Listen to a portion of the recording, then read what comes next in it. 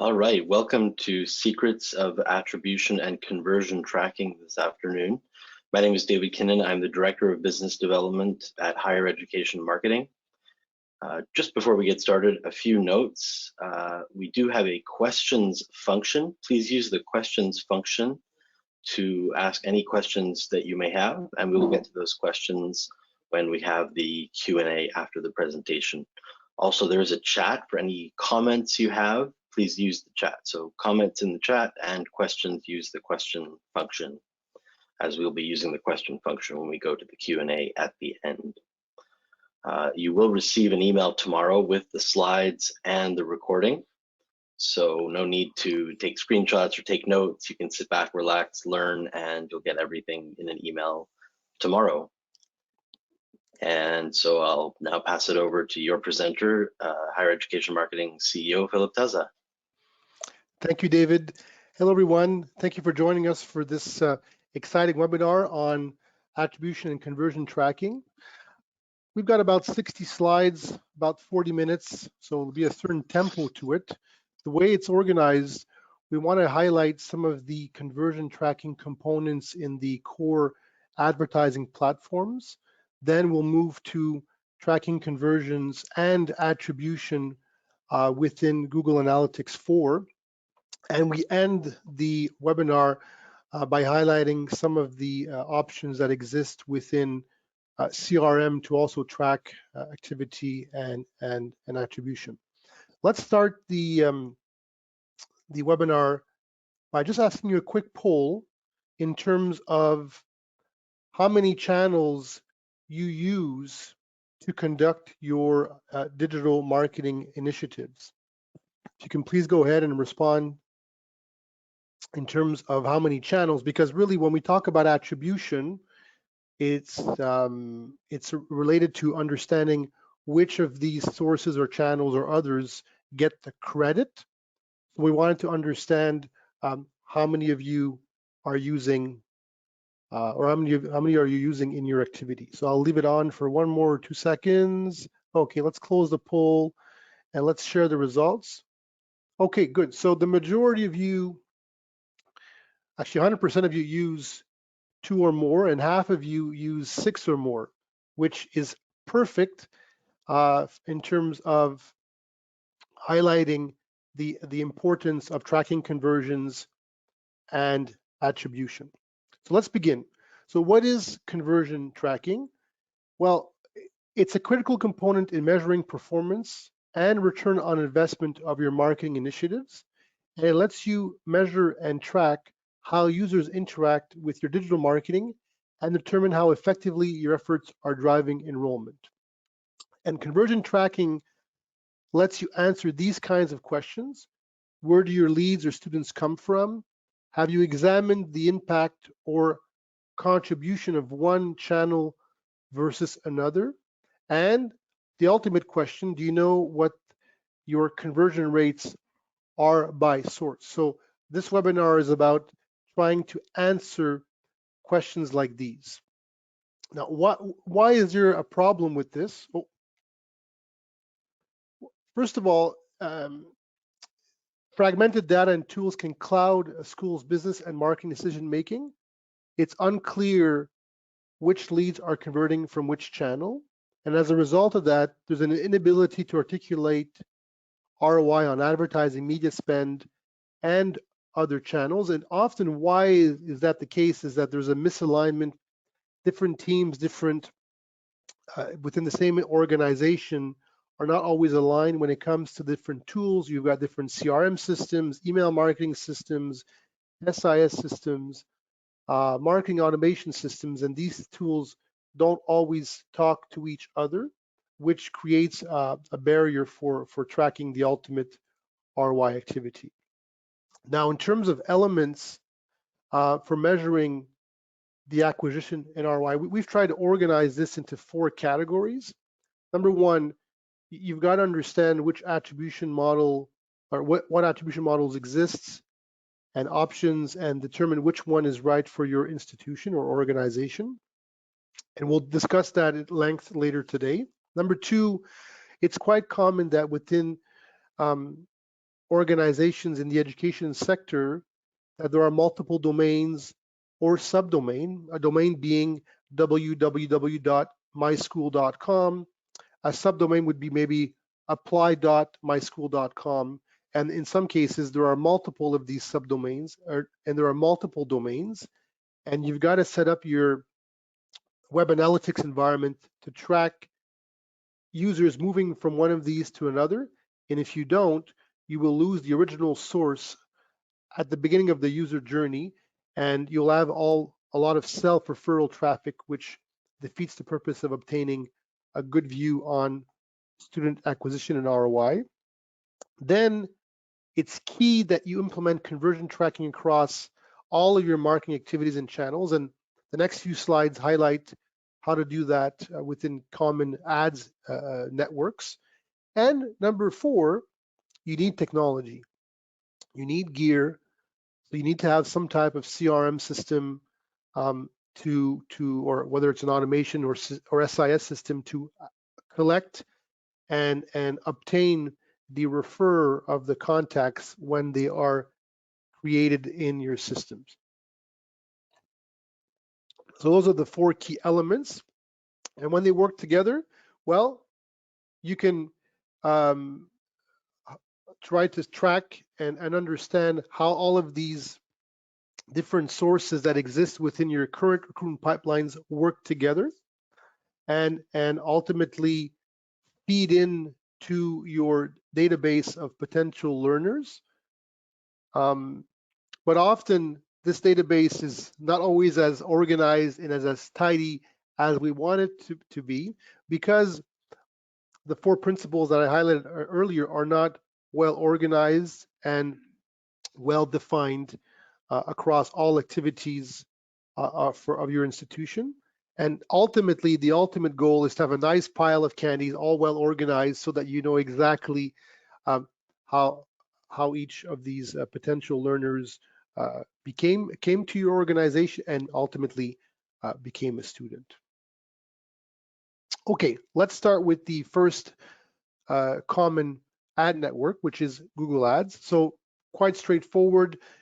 You have an ad that's specific to the brand or to a program, which usually should lead to a landing page. And on this landing page, there's a waypoint for users to fill out the form and convert. So there's a call to action.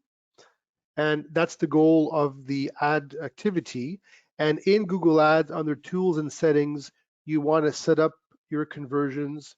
There are many different kinds of conversions. In this case, we're going to choose the track actions on your website and determine the name of the conversion, a certain value to it, and the action being that they submit an inquiry form, which was the form you saw earlier in the landing page example. In this case here, the attribution by default is last click, and there's a certain conversion window. And we're going to try to count conversions only once to avoid multiple or repeat conversions from the same user in a very narrow time window. And as a result of this configuration, you've got your ad campaigns running. You can see what the conversion rates are by campaign, how many conversions, which are in this case, people filling out that form that we saw on the landing page, and ultimately know what your cost per conversion or your cost per lead is. So this is very, very important. Often this step is available, and ultimately this is an example of someone filling out one of those forms and feeding into Maltic CRM. We can see the keyword that was used under the term field, the name of the campaign, and the source and the medium.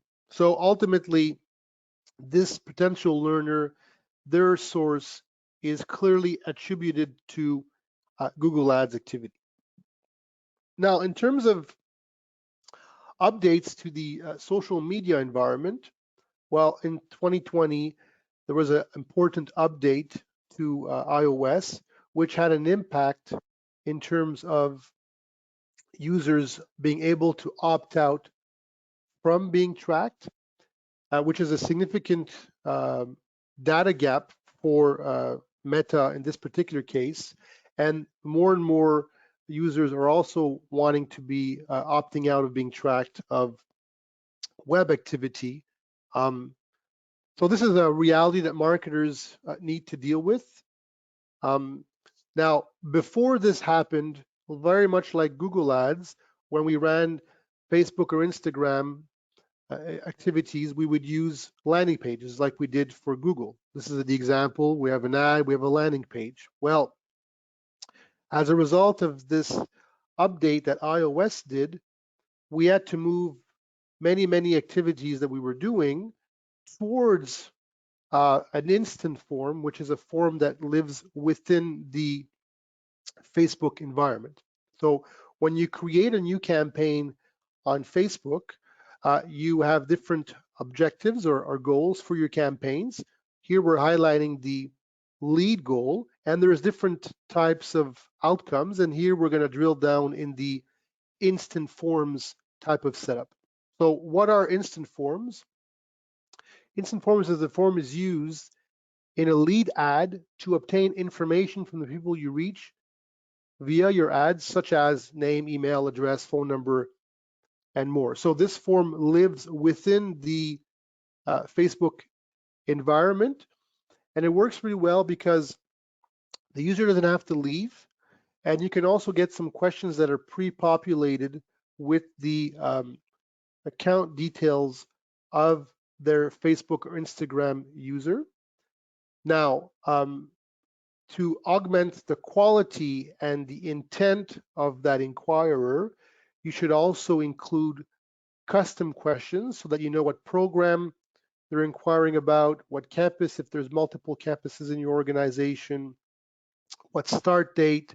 So you really can add a lot of different custom questions to drill down into the detail. And in terms of conversion tracking, you can really, in the back end of the system, match and map the fields of the instant form with your fields of your CRM database. And that's what's key here. And you can include other tracking parameters so that you can parse in your CRM the source, the medium, the campaign name of that initiative.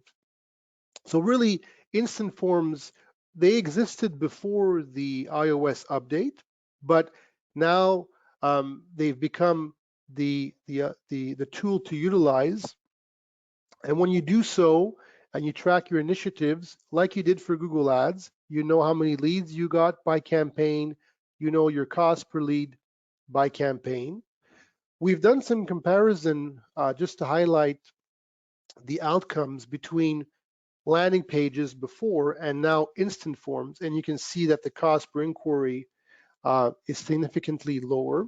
And again, this was done to deal with or react with the iOS update, which created a big void for Facebook, not being able to track users all the time. So the instant form being in their environment made things easier to do so. And in the same example that I shared earlier with Google Ads, with Facebook ads, you can parse the lead detail in the the source details into the lead or contact in your CRM, in Maltic CRM. Here you have the campaign name, you've got the source, and we know that it was filled out through a request type Facebook lead form. So we're very specific about passing the referrer of that lead into the CRM so that you can track the ROI of initiative. And we just wanted to highlight that TikTok ads, which is now a prominent or up and coming channel in terms of advertising and lead flow, also can enable the same tracking features that we did for Facebook in Maltic CRM. You can parse the lead details and the source. So again, you can track those leads all the way to enrollment. So in terms of advertising, you can do the same with LinkedIn and other channels. Make sure you track conversions and make sure that those conversions enter your CRM. Now, in terms of Google Analytics, when you have your website, in this example, there's 5 calls to action. And it's really important that all of those calls to action get tracked as goals in your Google Analytics account. You can track different kinds of goals in GA. You can track URL destinations, clicks to phone numbers, mail to. There's many different things you can track, and you have to set up the proper events in the goal configuration to track the that conversion point. And as a result of that, you can obtain the quantity of those goals converted individually or at the aggregate, and that will help you monetize or have a very good view on how the website you have is performing in terms of converting that traffic to actions that you had planned that you wanted them to do when they arrived to your website. You can then align all of those conversions either at the aggregate point of view or individually by channel: paid search, organic search, direct users, paid social, organic social, and so forth. And these are quite common. If you're doing multi-channel activities like you indicated in the survey at the beginning of the presentation, you have many of these channels in your own GA4 reporting, and you can benchmark them. You can see how much traffic they're bringing in and how conversions are coming in for each of those. Now, this is the more technical part of the presentation. There are different kinds or types of attribution models in GA4. So there's cross-channel rule-based models, the ads preferred last click model, which is a model that's just to really drill down in your Google Ads activity. That's why it's called ads preferred. And lastly, there is the data-driven attribution model, which we'll explain in a bit more detail shortly. So these simple pictograms really provide a very clear view, in my point of view, or my understanding, as to what these different attribution models are between last click and first click, which are the more common ones, and more advanced ones like linear, position-based, time decay are a bit more complicated and may not apply necessarily directly to our sector. And then the last one is data-driven. And depending on which model you set your property of GA4 at, you'll see how different channels and credit towards the conversion actually fluctuate. And being Canadian, hockey is our passion. We thought that this simple GIF really highlights what attribution credit is. And you see the first player passes the puck to the second, which then makes the goal. So the second player gets the ultimate attribution, but the first player did the assist. And in hockey, there could be up to two assists that get the credit. And if you have a chance to go to a hockey game, you'll hear that on the microphone. You know, the person scored the goal and the person that passed the puck, number one, passed the puck, number two. So it's quite interesting. But we found that this little example really illustrates how this attribution model works and who gets the credit for scoring the goal. So let's drill down in those different models. Cross-channel last click. This first model ignores direct traffic and attributes 100% of the conversion value to the last channel that the customer clicked through or engaged through via YouTube before converting. So let's look at the examples. Number one, you've got 4 touch points. The user interacted with a display ad, then social media, then paid search, and lastly, organic search. And for those of you that highlighted that you have multiple sources in play within your digital marketing activity, this kind of pattern is happening all day, every day, and very common, that the user touches multiple of your sources before they convert. It's really important to realize that not everybody is impulsive, that are going to click on one thing and take the actions that we want.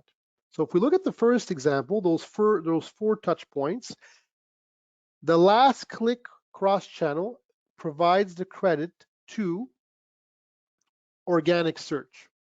So very much like the hockey example, that second player that scored the goal, that's the last click, and he or she got the credit, in this case, organic search. The second one follows the same type of process and assigns the credit to email. But the last one, because there are multiple touch points, it will ignore direct. Direct being that they come back and they knew the URL and maybe they bookmarked it and they went back to the page and then converted. Provides the credit to the last click, exempting direct, which in this case is paid search. So that's the last click attribution model, which is very common. We give the credit to the last person or the last source who touched on the initiative. In the first click, it's the opposite. In the first click, we would give the display in these three examples. Display would get the credit. And in the hockey example, the first player that has the puck now would get the credit to the goal. So that's where the first click is different than the last click, which also this is quite common. The linear one distributes credit equally between all channels. This one is not used or not as common in our sector.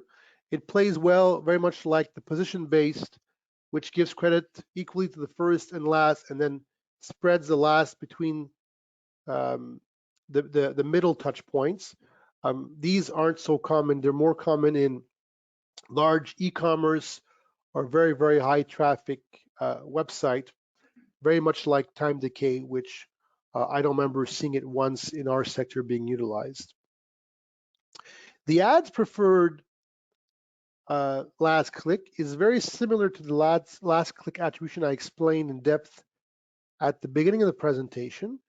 The only difference is that you see in the first example, even though the last touch point was with organic search, because paid search, in this case Google Ads, was part of the journey before the organic search, then this attribution model will give the credit to paid search. And the same with the second here with YouTube, which is part of Google Ads. It'll eliminate the email as the channel, which gets the credit. We'll give the credit to the advertising activity that you're doing. But in the third example, because paid search or YouTube wasn't part of the journey, it'll fall back to the prior model, which excludes direct, which will provide the credit to email. So there are many of these options that exist within GA4, but one of the common ones or the newer ones that came up because of or as a result of the users wanting to be opt out of being tracked, Google had to find a way through their artificial intelligence and data models to bridge this huge data gap which doesn't exist anymore. So they had to use their machine learning to extrapolate user behavior towards multiple touch points and determine which channel, based on their data and their machine, which channel gets the credit, which is why you're seeing more of an oscillation type of pictogram that highlights the attribution model. Now, for these models to actually kick in, you've got to assign and mark as a conversion the appropriate events in GA4, because out of the box, GA4 tracks a lot of events. You'll see here you've got first visits at 4,003 events, scroll at 5,200, sessions start at 5,300. So you have these big numbers of events. And if you don't mark which ones are actual conversions, you're going to have huge data in your reports, which doesn't help you understand. So here's an example of what I'm trying to explain.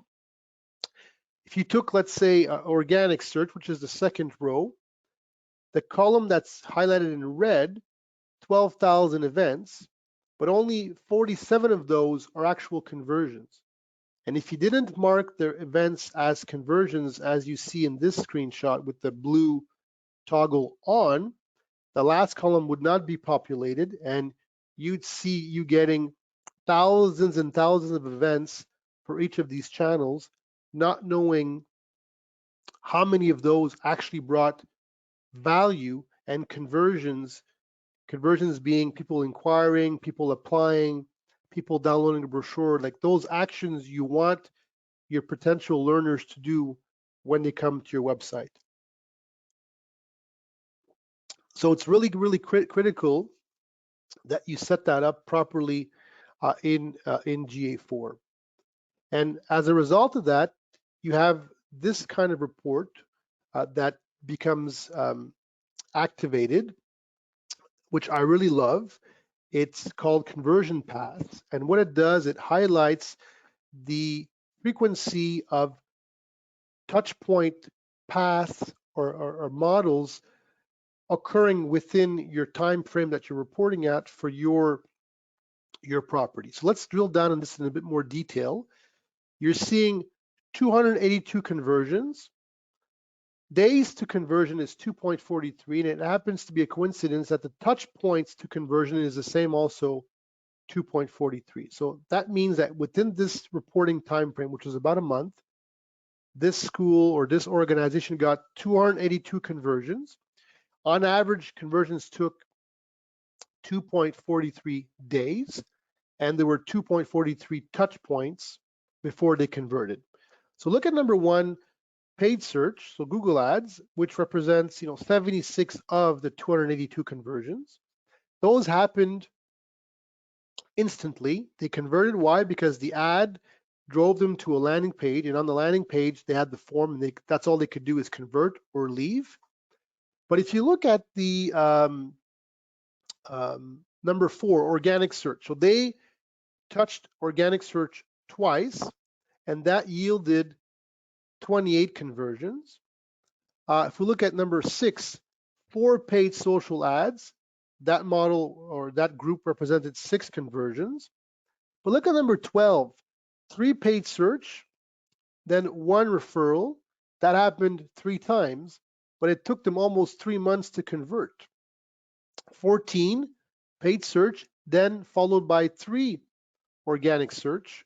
So you see you've got, and I think this report had over 44 rows, so I only grabbed what I could on terms of the screenshot, but the more and more you track things the right way, you're going to start seeing how one channel supports another, and you're going to see that users aren't impulsive, aren't going to do things immediately, and are going to start looking at and checking your brand out across all various channels before they decide to take the ultimate action, which is to convert. When you enable the data-driven attribution model, and you can toggle them within GA4 quite easily, you get this touch points understanding report, which I also love. What it does, it groups the touch points into categories, depending on how many touch points occurred between these conversions. But the lesson to be taken here is that in this example, the paid social, yes, provided conversions directly that went into your CRM as credited to paid social, but we're seeing that it's actually supporting conversions across other channels also very frequently. So in other words, your paid social activity, when you look at it in isolation, you may get this kind of result, X, but if you look at it holistically, you might actually get 2 plus 2 plus 2 equal 8, which highlights that it actually helps supporting conversions, very much like that first player in the GIF who passed the puck to the second player who then scored the goal. So paid social supports and augments your activity and your conversions. But as a comparison, the paid search channel doesn't provide the same type of contribution to other channels like paid social. It's more of a channel that is aimed at directing conversions instantly or directly, or more as an isolation. So not as much as passing the puck as social is in this particular case. Now, keep in mind that this is not a rule of thumb. This is only findings from this account and this GA4 property for this website. So it's only an example. You might find that your media mix and your brand yields other types of outcomes than this one.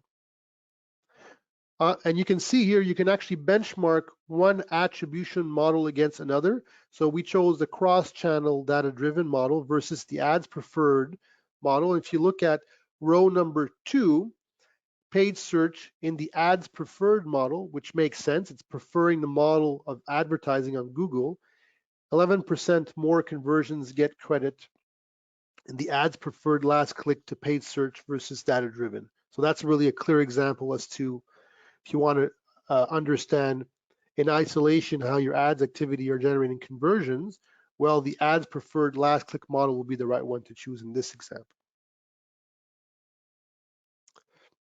Now, in terms of CRM, we showed you some examples. You had some leads come in from Google ads, from Facebook ads, and also TikTok ads, and they're all being parsed into the CRM. So here we can see, we blacked the names out, but you can see what stage they're at. They're all at the beginning of the journey as new inquiry. We know what program, we know what source, what campaign, and if they came through a Google Ads search-based campaign, we also know what keyword.